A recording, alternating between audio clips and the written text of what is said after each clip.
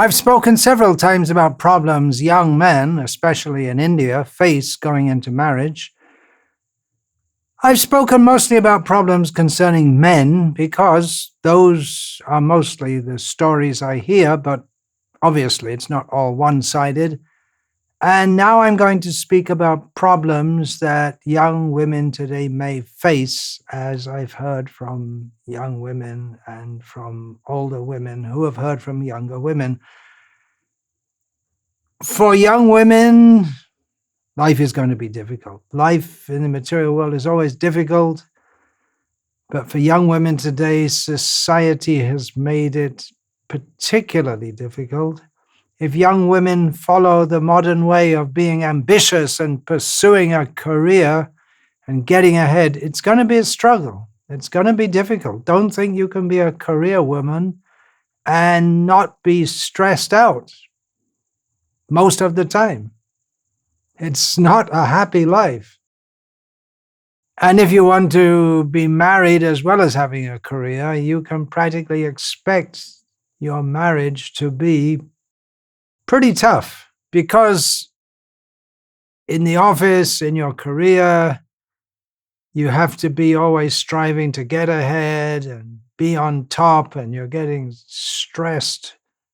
And if you bring that attitude back into the family, it's difficult to switch from one to the other. So this attitude, the office attitude, if you bring it into the home, you're going to quarrel. Or if a young woman wants to be a traditional, chaste, faithful wife and mother, it's going to be hard in other ways.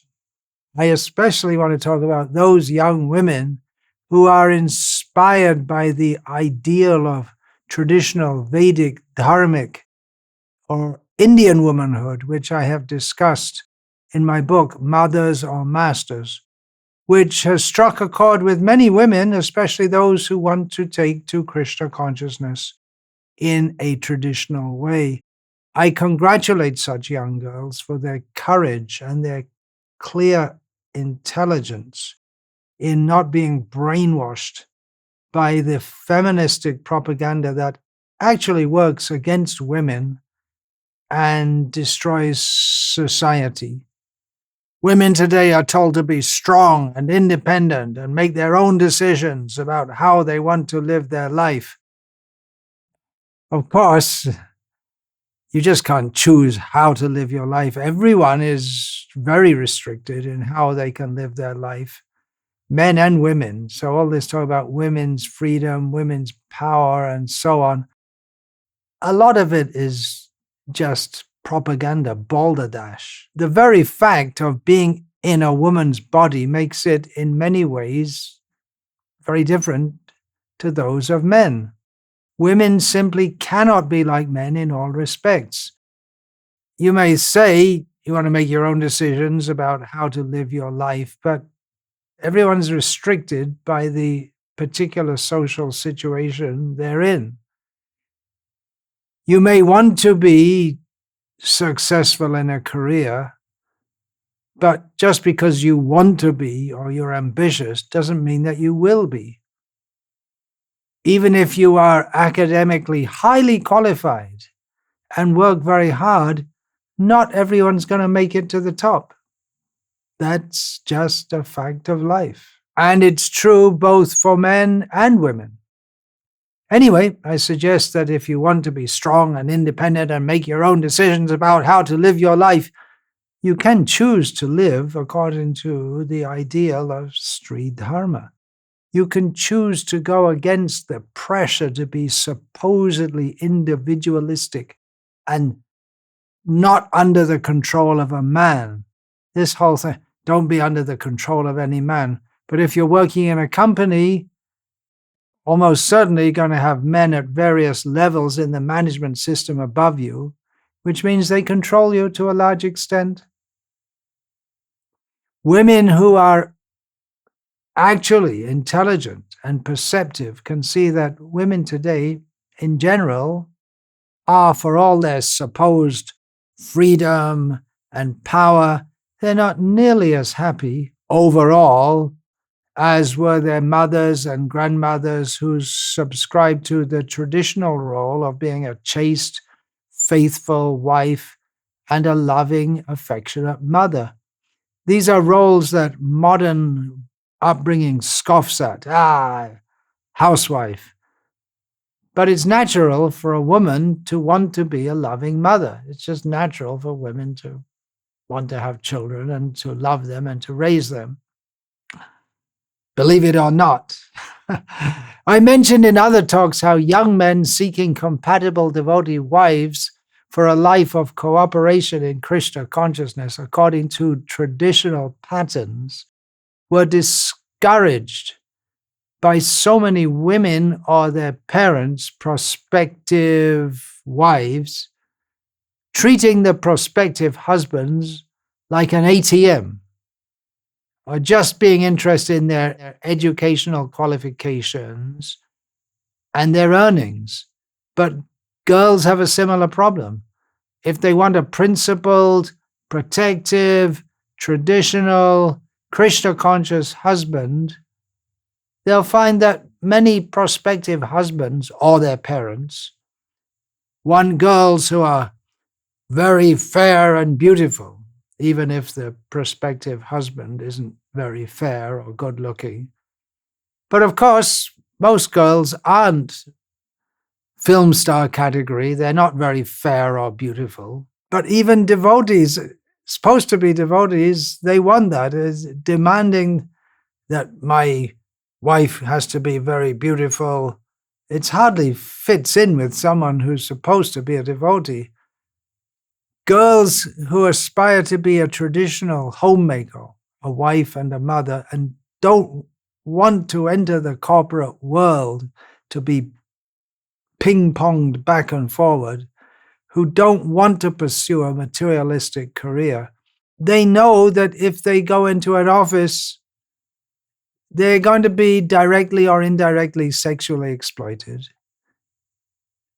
And that if they're to be chaste, they need to be in a protected atmosphere, which isn't in the workplace. But most prospective husbands or their parents demand that the prospective wife work, have a job, and not just any job, but a highly earning one, or at least the girl should be highly qualified with college degree, high marks. And there's the absurdity of parents wanting to get their daughters married as soon as possible. There are still some. And the daughters are also ready for that. But still the parents feel they need to send the girl to college because, as they say, unless she has a degree, no one will marry her. Some parents insist on their daughters wearing tight jeans and t-shirts, even if the girls prefer modest clothing. It's very hard for girls nowadays to behave with modesty because they are pressured to mix loosely with boys and joke around with them, which I remember used to be considered absolutely not possible, disgraceful. Things have changed so much. The culture of thousands of years has been thrown under the bus of modern, advanced Western culture, which is actually highly degraded. It's so important for girls to get a genuine, caring husband who they can fully trust. So many husbands cheat their wives. Yeah, who are they cheating with? Many wives cheat their husbands. Then there are some rascals who, when their wives get older or sick, they just dump them, take up a new girl. Maybe also that the wife dumps the husband. But girls especially have the tendency to put their faith in someone. And that tendency can be exploited by bad men. I'm told of one supposed to be devotee who for years has been seducing devotee girls telling them he'll marry them, then he uses them sexually and then drops them, one after the other. Of course, most men are not so demoniac.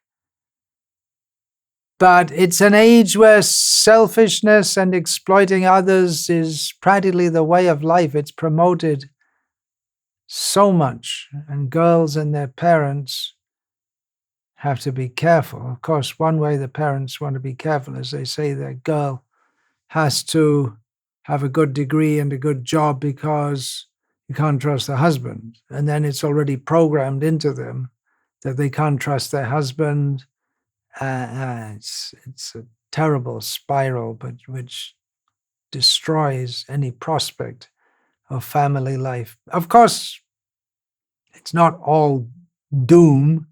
Otherwise, I wouldn't be giving this talk. There are both young men and women in Krishna consciousness who want to marry spouses who put culture above money, who put God, Krishna, above materialism.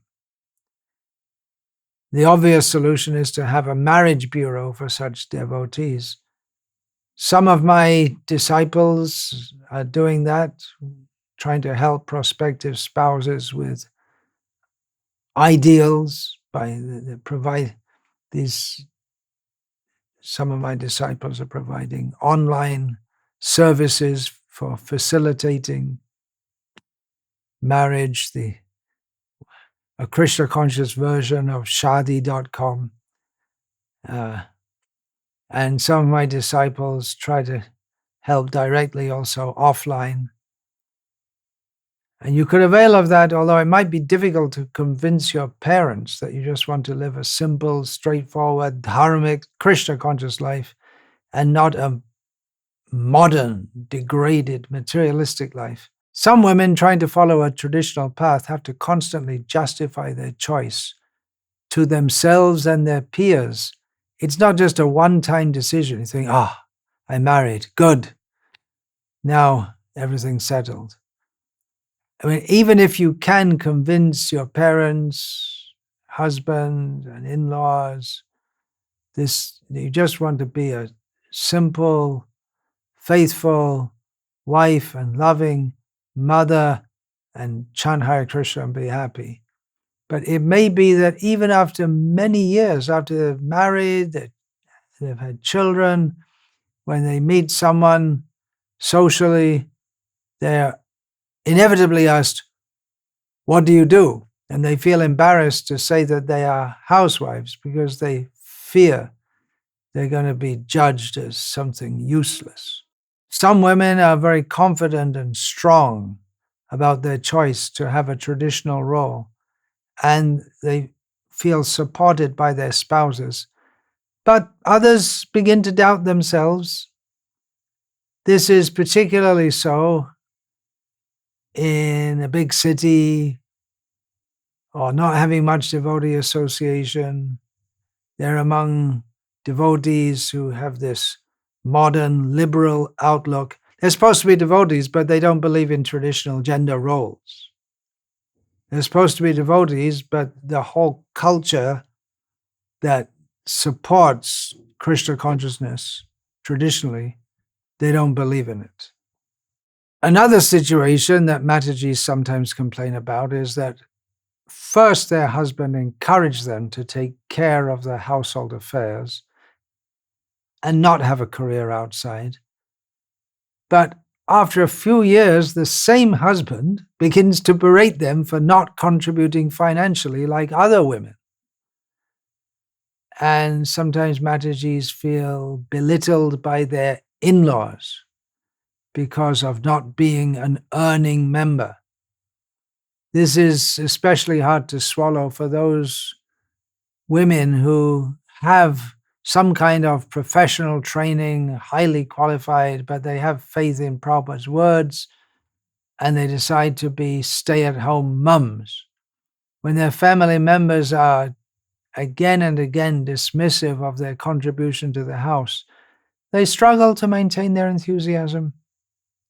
Some Matajis have willingly accepted a submissive role, but then they find themselves in a quandary when their husbands don't feel their responsibility of providing for the family or spiritually guiding them. Such Matajis understand that they're not supposed to take the role of instructing their husband, but at the same time, it's hard for them to just stand by and watch him stray from the regulative principles, maybe negatively influence the children. Another difficult situation is when husbands take advantage of their wife's gentleness and mistreat them, sometimes even physically abusing them, or force them to do things against the devotional principles, such as eating garlic and onions, going to kami restaurants, or contraceptive sex. In all these cases, it really helps if the young women are regularly reading Srila Prabhupada's books and listening to lectures given by Srila Prabhupada. And it can really help to have devotee friends, even if it's just on the phone, or senior female disciple to guide them, to support them in their spiritual development. Sometimes it's understandable, circumstances can be tough, and the women who've taken this very noble vow to live as women in the past lived, they may waver in their convictions, but having good, strong devotee, Mataji friends can help them to persevere and follow their dharma. Seeing all these difficulties, some women may think, well, better not marry at all. It's hard for girls not to marry. They'll be considered free or open targets for being used by unscrupulous men. Parents usually push the girls to marry, or even if the girls are ready to marry, it can be hard to find a young man who wants to be a traditional, protective, caring, supportive husband in Krishna consciousness. And even if such boys are there, the parents of the girl may be opposed to such an alliance for their daughter. But actually not marrying, for girls especially, is not a good option, because the dharma of women is always defined within the family. It is possible for a woman to remain unmarried if she's very strong, but it's generally not recommended. And I've seen women who think they are strong, but they decide to remain unmarried, but they suffer. I've seen women who in their youth were insistent to not marry and later regretted it when it was too late, deeply regretted their decision. And then what happens is, among other things, is this very strong psychophysical, there's a very strong psychophysical urge that comes with the woman's body to have children. And if they don't have that, then they feel unfulfilled. Solution: can join one of our Krishna conscious farms based on traditional life, simple living, high thinking. Unfortunately, it's not feasible for all. You can also read a book by Indira Meshram called How I Achieved Real Success, a happiness guide for modern women. I'm discussing the problems. There's no easy solution. The only real solution is to fully take shelter of Krishna, like Draupadi calling out, Govinda, Govinda, Govinda. I wish all of the young girls happiness and peace in their life in Krishna consciousness. It's not going to be easy. But one thing is, difficulty can help us to come closer to Krishna. Be strong in your vow, your decision, that I must be Krishna conscious, and I must do my best to serve the mission of Srila Prabhupada, of which the social role is supposed to be within Varnashram, which for women, the Varnashram role is very, very different to that of the ambitious, outgoing, independent woman that is promoted in modern life. It actually makes women miserable. It makes the whole society imbalanced. So all power, spiritual power, to those principled young women who wish to live a traditional dharmic life. May Krishna bless you. Hare Krishna.